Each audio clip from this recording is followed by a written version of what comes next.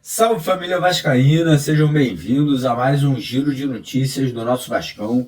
Vídeo de hoje, como sempre, trazendo para você, torcedor do Vasco, espalhado aí pelo Brasil inteiro, as últimas notícias, novidades e informações sobre tudo o que acontece no dia a dia do nosso Vascão. Vamos falar bastante aí sobre a situação do Vasco no Campeonato Brasileiro, após a derrota de ontem para o Fluminense, né, num clássico aí que o Vasco mais uma vez tem muita dificuldade, principalmente na questão física ali dentro de campo, né? E vamos falar também sobre a sequência que o Vasco vai ter agora pela frente, né? Com Copa Sul-Americana na próxima terça-feira, depois Campeonato Brasileiro, né? O Vasco pegando um dos líderes da competição, que é o Red Bull Bragantino. Então a gente vai trazer todos os detalhes aí sobre o que a gente pode esperar desses próximos jogos, né? Tendo em vista a apresentação de ontem contra o Tricolor das Laranjeiras. Então, primeiramente, quero convidar você vascaíno que ainda não é inscrito aqui no nosso canal para se inscrever lá embaixo, naquele botão vermelho, né? Lembrando que aqui no nosso canal, todos os dias a gente traz vídeos para vocês de manhã, de tarde e também no período da noite.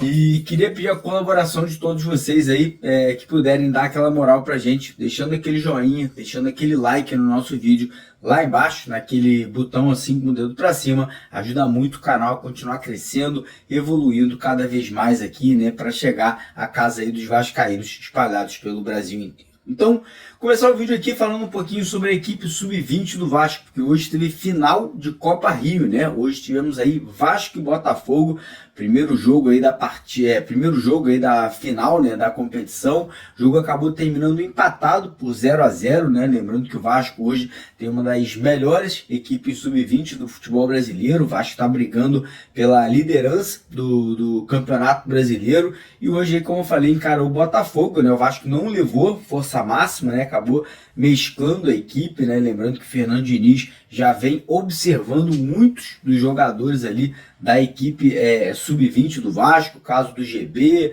do Bruno Lopes, caso ali também do atacante Léo Jacó, tem o Lucas Zucarello, né? Então foi mais uma oportunidade ali para o Fernando Diniz ficar de olho, né? Observar essa garotada, né? Muitos desses meninos já tiveram passagens pelo time profissional, né? Zucarello, GB, o próprio Bruno Lopes ali já jogaram pela equipe de cima do Vasco.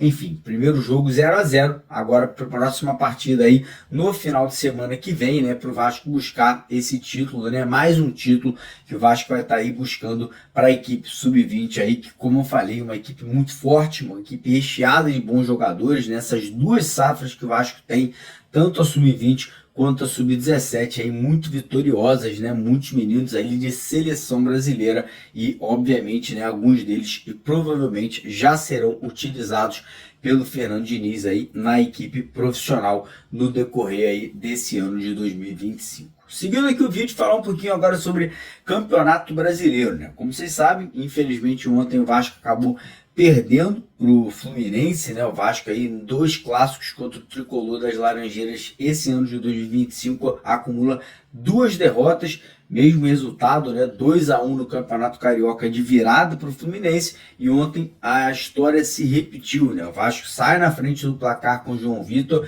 e acaba cedendo, né, o empate e posteriormente ali a virada aí para o Fluminense, né? Com esse resultado, o Vasco aí teve uma queda na tabela, né? O Vasco estava ali na 10ª colocação, acabou caindo para 13º e ainda tem chance de cair mais, né? Obviamente hoje temos mais jogos aí acontecendo do Campeonato Brasileiro, então dependendo de uma combinação de resultados, o Vasco pode voltar ali para se aproximar, né? Pode ficar ali mais perto ali do Z4, da zona do rebaixamento. Então é importante, obviamente, torcer contra os adversários diretos nesse momento, né? E obviamente também ficar focado aí para que esses resultados ruins não continuem acontecendo dentro da competição. Lembrando que o próximo jogo do Vasco no Campeonato Brasileiro é contra um dos líderes da competição, que é o Red Bull Bragantino, né? Vem fazendo um Campeonato Brasileiro muito sólido, né? Com muitos jogadores jovens, né? A equipe do Red Bull Bragantino tem uma média de idade ali de apenas